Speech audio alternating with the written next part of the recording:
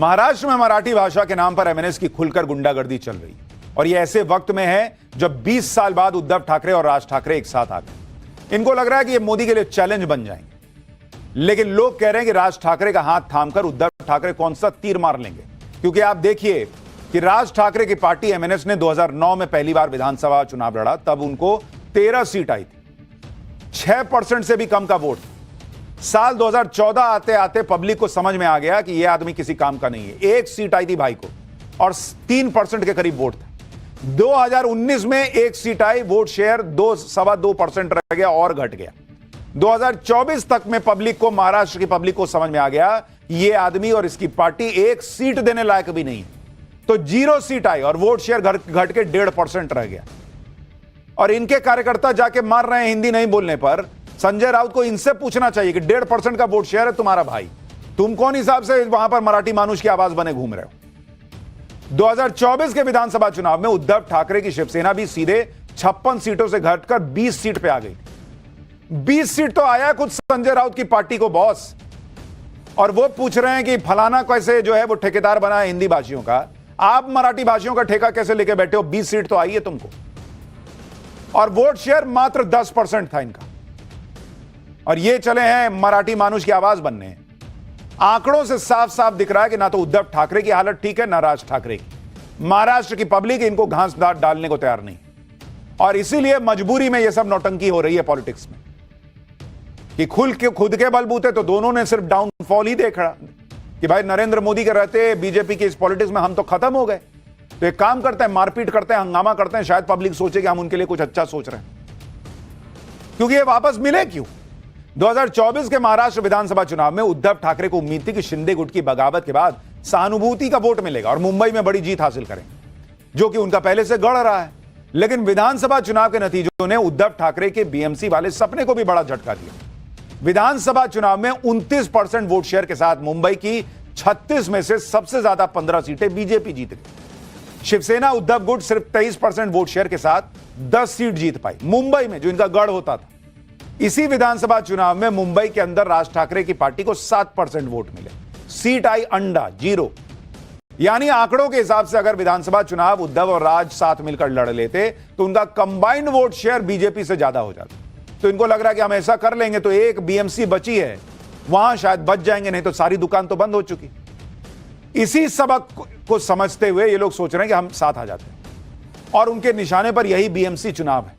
BMC चुनाव को लेकर हालिया सर्वे रिपोर्ट्स भी यही बता रही है। सर्वे एजेंसी वोट वाइब के मुताबिक अगर आगामी बीएमसी चुनाव में शिवसेना उद्धव गुट और एमएनएस अलग अलग चुनाव लड़ती हैं तो एक बार फिर बीएमसी में बीजेपी सबसे बड़ी पार्टी बनेगी। बीजेपी को करीब 30% वोट मिलेंगे, शिवसेना उद्धव गुट को 24% और एमएनएस को 11%। यानी बीएमसी चुनाव में दोनों साथ आ गए तो दोनों को मिलाकर 35% वोट मिल सकता है, ऐसा अनुमान है। लेकिन अगर अकेले लड़े तो भाई बचने का कोई स्कोप नहीं। तो दोनों ने कहा कि यार मिल जाते हैं, कम से कम बीएमसी जिसका इतना बजट है वहां तो बैठे हैं कम से कम। इसलिए राज ठाकरे और उद्धव ठाकरे साथ आ गए, और इनको लगा कि साथ आ गए तो माहौल कैसे, वाइब कैसे क्रिएट होगा, माहौल कैसे बनेगा। तो वही अपना पुराना मारा पीटी वाला काम शुरू कर दो, मराठी भाषा के नाम पे पीटो, एमएनएस का वोट बैंक बढ़ जाएगा, इनको लग रहा है। लेकिन यही तो आप पहले करके इस हाल तक पहुंचे। यूपी बिहार के लोगों को निशाना बनाकर राज ठाकरे बताना चाह रहे हैं कि देखो मराठियों का मसीहा मैं हूं, मराठी अस्मिता की बात तो सिर्फ मैं कर रहा हूं। लेकिन खुद ठाकरे परिवार के पूर्वजों का ताल्लुक कहां से है, इसके बारे में पत्रकार लेखक धवल कुलकर्णी ने अपनी किताब द कजन्स ठाकरे में बताया। ठाकरे परिवार के पूर्वज मगध से महाराष्ट्र पहुंचे थे, जो वर्तमान में बिहार है, वही पहले मगध होता था। तो इनके खुद के पूर्वज बिहारी हैं भाई। ठाकरे परिवार नंद डायनेस्टी के आखिरी शासक महापद्म नंद के शासन के दौरान मगध से आए थे। बाल ठाकरे के पिता केशव ठाकरे चंद्रसेनिया कायस्थ प्रभु जाति से थे। पहले इनका सरनेम ठाकरे था, जिसकी स्पेलिंग थी THAKRE, लेकिन एक अंग्रेज लेखक विलियम मेकपीस से प्रभावित होकर इन्होंने अपना सरनेम जो है उसकी स्पेलिंग चेंज कर दी और उसको कर लिया THACKREY। यानी ये तो खुद बिहारी हैं भाई, पूर्वज इनके बिहारी थे, ऊपर से इनका सरनेम भी अंग्रेजों से प्रभावित है। लेकिन राज ठाकरे यूपी बिहार के लोगों को मारकर नौटंकी कर रहा है। अब ऐसे तो करोड़ों भारतीय विदेश में काम करते हैं। किसी को जर्मनी में जाके काम करेगा, जर्मनी नहीं आएगी तो मारा जाएगा उसको।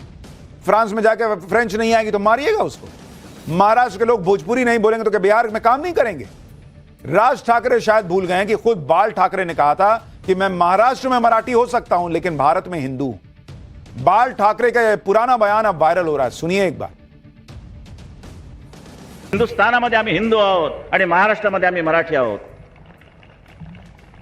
गुजरातमध्ये तुम्ही गुजराती असाल पण महाराष्ट्रामध्ये सोडून द्या, गुजरातमध्ये तुम्ही गुजराती आहात आणि संपूर्ण देशामध्ये तुम्ही हिंदू आहात। बंगालमध्ये तुम्ही बंगाली असाल पण हिंदुस्थानामध्ये तुम्ही हिंदू आहात। ही हिंदू भूमिका घेतल्याशिवाय तुम्हाला जगता येणार नाही। आप सोचिए क्या दिन आ गया है। जो बाला साहब ठाकरे हिंदू की लड़ाई लड़ते थे, उन्हीं के बेटे हिंदुओं को पिटवा रहे हैं। क्यों? क्योंकि उस हिंदू को मराठी नहीं आती। अब उसका हिंदू है ना इंपॉर्टेंट नहीं है इनके लिए भाई, मराठी बोलने आती है या नहीं आती है ये इनके लिए इंपॉर्टेंट है। और इसी टाइप की पॉलिटिक्स करके कोई कहता है कि जातिगत जनगणना कराओ, जाति में बांट के हम बात करेंगे, किसी को भाषा के हिसाब से बांटना है। और इसीलिए नरेंद्र मोदी कहते हैं एक हैं तो सेफ है। राज ठाकरे और उद्धव ठाकरे की राजनीति पर यूपी बिहार के नेता भी बयान दे रहे हैं। बिहार में राजनीतिक पारी शुरू कर रहे प्रशांत किशोर ने कहा कि यह देश राज ठाकरे के पिताजी का नहीं है, यह सभी का है। गरीब लोगों को मारना कोई बहादुरी का काम नहीं है। सुनिए प्रशांत किशोर को। राज ठाकरे का पिताजी का देश नहीं है, ये सब लुम्पन एलिमेंट है। बॉम्बे में अपने घर में बैठकर बाघ बन रहे हैं। राज ठाकरे अपने घर में बैठकर कोई किसी को गाली दे सकता है और ये उनके संस्कार को दिखाता है, उनकी बेवकूफ़ी को दिखाता है। अपने घर में बैठकर किसी दूसरे को, गरीब को, कोई वहाँ काम करने गया है उसको 2 थप्पड़ मारते हो, ये कोई बहादुरी नहीं है, ये कोई बहादुरी नहीं है। तो दोनों भाई एक साथ आ गए। अरे दोनों भाई एक साथ आ जाए, 4 भाई साथ में आ जाए। ये दोनों भाई पहले साथ में नहीं थे तो क्या कर लिया? राज ठाकरे क्या कर लिए? दोनों भाई साथ में रहेंगे तो क्या कर लेंगे? आप वहां मार दीजिएगा। बिहार के ही नेता पप्पू यादव ने भी राज ठाकरे को चेतावनी दी। पप्पू यादव ने धमकाने वाले अंदाज में कहा कि अगर बिहार के लोगों पर महाराष्ट्र में हमला होगा तो उसका जवाब मिलेगा। पप्पू यादव ने कहा कि वो उद्धव ठाकरे की सारी हेकड़ी निकाल देंगे। सुनिए पप्पू यादव को। महाराष्ट्र में बिहारी पर, हिंदी भाषी लोगों पर, बिहारी और यूपी के, झारखंड के लोगों पर हमला हो गया। मैं मराठी का सम्मान करूंगा। उद्धव ठाकरे सुन ले, तेरी गुंडई और हैकड़ी निकाल दूंगा। बिहारी पर और हिंदी भाषी लोगों पर जुल्म किया,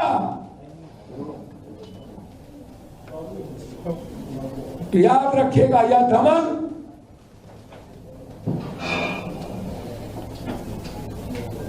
रण बड़ा भीषण होगा, जीवन या मरण होगा, जंग होगा, आर पार होगा। पप्पू यादव कह रहे हैं कि उद्धव ठाकरे की हेकड़ी निकाल देंगे। अरे बॉस, हेकड़ी बाद में निकालिएगा, पहले राहुल गांधी को कहिए कि उनको इंडिया अलायंस से निकाल कर दिखाएं, उद्धव ठाकरे को, उनकी शिवसेना को।